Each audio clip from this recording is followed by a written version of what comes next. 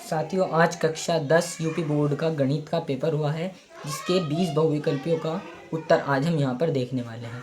पहला क्वेश्चन है, संख्याओं 24 और 40 का HCF होगा। तो HCF का मतलब होता है वे बड़ी से बड़ी संख्या जो दी गई संख्या को विभाजित करें। तो यहाँ पर 8 सही ऑप्शन हो जाएगा, यानी बी। दूसरा क्वेश्चन है, द्विघात बहुपद 2x² + 3x + 7 के शून्यांकों का गुणनफल होगा। तो इसका ऑप्शन नंबर ए सही हो जाएगा, 7/2। तीसरा क्वेश्चन है, x/-y/5 बराबर 1 में y बराबर 10, तो x का मान होगा। तो इसमें हमें x का मान y का मान इसके अंदर 10 रख देना है, तो x का मान हमारे पास 9 आ जाएगा, यानी ऑप्शन नंबर सी। चौथा क्वेश्चन है हमारे पास, द्विघात समीकरण x² - 3x + 2 बराबर 0 के मूल होंगे। तो यहाँ पर गुणनखंड विधि से इनके हम अल्फ़ा बीटा का मान निकाल लेंगे, जो कि होंगे 1, 2। तो यहाँ पर ऑप्शन नंबर ए सही हो जाएगा। पांचवा क्वेश्चन है हमारे पास, एक समांतर श्रेणी है जो है 10, 7, 4, ये घट रही है। इसका ए प्रथम पद 10 हो जाएगा, डी यानी सार्वांतर हो जाएगा -3, और तीसवा पद के लिए हम फॉर्मूला लगाते हैं an बराबर a + n-1 × में डी, और यहाँ पर जब हम ये फॉर्मूला लगाएंगे तो -77, यानी ऑप्शन नंबर बी हमारा करेक्ट आंसर हो जाएगा। क्वेश्चन नंबर 6 है हमारे पास, यदि बिंदु ए बी सी डी एक समचतुर्भुज के शीर्ष इसी क्रम में हो तो विकर्ण के प्रतिच्छेद बिंदु का निर्देशांक, तो उस प्रतिच्छेद बिंदु का निर्देशांक 1,2 होगा, ऑप्शन नंबर डी सही हो जाएगा। क्वेश्चन नंबर 7 है हमारे पास, निम्नलिखित कथनों में से सही कथन है। हमें यहाँ पर सही कथन को पहचानना है, जो कि ऑप्शन नंबर सी हो जाएगा, सभी सर्वांग आकृतियाँ समरूप होती हैं। ये बात बिल्कुल सही है, ऑप्शन नंबर सी सही हो जाएगा। चित्र में यदि BD 4 semi, DA 2 semi, AE 1.7 semi और DE समांतर है BC, तो EC की माप होगी।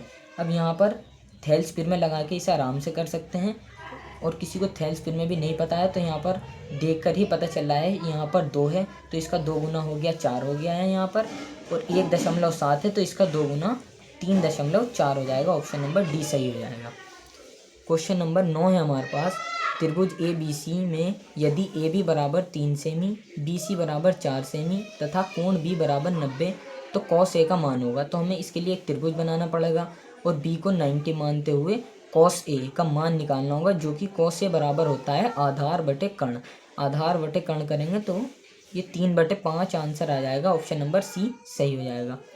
क्वेश्चन नंबर 10 है हमारे पास, 2 tan 30 डिग्री इंटू में cot 30 डिग्री -1 का मान होगा।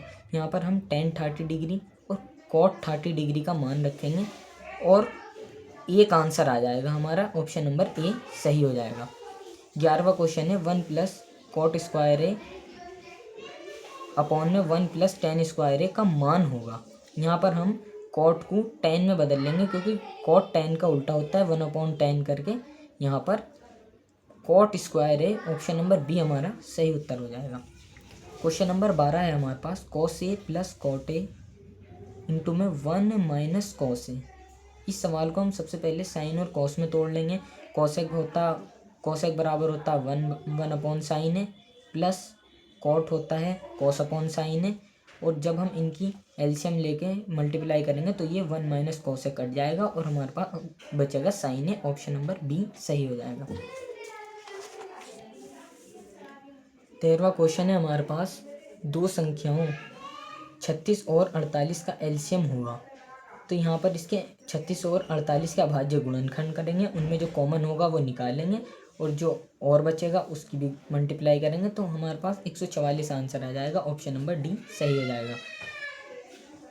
14 नंबर क्वेश्चन है हमारे पास, दो संख्याओं के एचसीएफ तथा एलसीएम क्रमशः 24 और 360 हैं। यदि एक संख्या 72 है तो दूसरी संख्या होगी, तो दूसरी संख्या हमारे पास 120 हो जाएगी, ऑप्शन नंबर डी। 15वां क्वेश्चन है हमारे पास, यदि किसी संख्या के घटित होने की प्रायिकता 59% है तो उस घटना के घटित ना होने की प्रायिकता, तो ये घटित होने और ना होने की प्रायिकता एक दूसरे की पूरक होती हैं, इसलिए इनका दोनों का योग बराबर 1 होता है। जब हम 1 में से 59 को घटाएंगे तो 0.41 हमारा आंसर सही हो जाएगा, option number A. Question number 16 है हमारे पास। यदि कुछ प्रेक्षकों के माध्य और माध्यिका क्रमशः 13 और 12 हैं तो इन आंकड़ों का बहुलक होगा। एक सूत्र होता है हमारे पास, बहुलक बराबर 3 माध्यिका माइनस 2 माध्य। उसी सूत्र में ये माध्यक और माध्यिका के मान रखेंगे तो बहुलक हमारे पास 10 आ जाएगा, ऑप्शन नंबर बी सही हो जाएगा। 17वां क्वेश्चन है हमारे पास। 7 सेमी त्रिज्या के वृत्त के चतुर्थांश का क्षेत्रफल होगा। एक वृत्त लेंगे हम, उसके 4 पार्ट करेंगे और एक पार्ट आपको पता है 360 डिग्री होता है पूरा एंगल। अब जब उसे 4 पार्ट में तोड़ लेंगे तो एक हो जाएगा 90 डिग्री का। अब थीटा हमारे पास 90 डिग्री हो जाएगा और फिर हम एरिया का फॉर्मूला लगा के थीटा अपॉन 360 इंटू में पाई आर स्क्वायर करके हमारा आंसर ये आ जाएगा बी, 38.5 सेंटीमीटर स्क्वायर। 18वां क्वेश्चन है हमारे पास। यदि 600 सेमी क्यूब आयतन के एक ठोस बेलन में से उसी ऊंचाई और उसी व्यास का एक शंक्वाकार खोल काट लिया जाता है तो शेष बचे ठोस का आयतन होगा। तो इसमें हम बेलन के आयतन में से शंकु के आयतन को घटा देंगे और जो बचेगा वो हमारा आंसर होगा। तो 400 बचेगा, ऑप्शन नंबर डी हमारा सही आंसर हो जाएगा। 19वां क्वेश्चन है हमारे पास। निम्नलिखित बारंबारता सारणी का माध्य का वर्ग होगा। अब माध्य का वर्ग हमारा, सबसे पहले हमें माध्य का वर्ग निकालने के लिए संचयी बारंबारता बनानी पड़ेगी, क्योंकि हमें बारंबारता दे रखी है, इसलिए हम संचयी बारंबारता बनाएंगे और n/2 करके जो आएगा वो संचयी बारंबारता में देखकर माध्यक वर्ग निकाल लेंगे। तो इसका माध्यक वर्ग होगा 30 से 40, ऑप्शन नंबर सी सही हो जाएगा। क्वेश्चन नंबर 20 है। निम्नलिखित बारंबारता सारणी का बहुलक वर्ग होगा। तो बहुलक का मतलब ही होता है जो ज़्यादा बार आया हो। इस बारंबारता में सबसे ज़्यादा बड़ी संख्या कौन सी है? 2, 3, 5, 4, 3। तो इसमें सबसे बड़ी संख्या 5 है, जिसका वर्ग अंतराल जो है 12 से 16 है। यही हमारा बहुलक वर्ग हो जाएगा, ऑप्शन नंबर डी हमारा सही हो जाएगा। तो साथियों, आज ही हमने देखे कक्षा 10 यूपी बोर्ड का गणित के 20 बहुविकल्प के प्रश्न को आज हमने देखा है। आपके कितने सही हुए हैं आप कमेंट बॉक्स में बताएंगे। Thank you.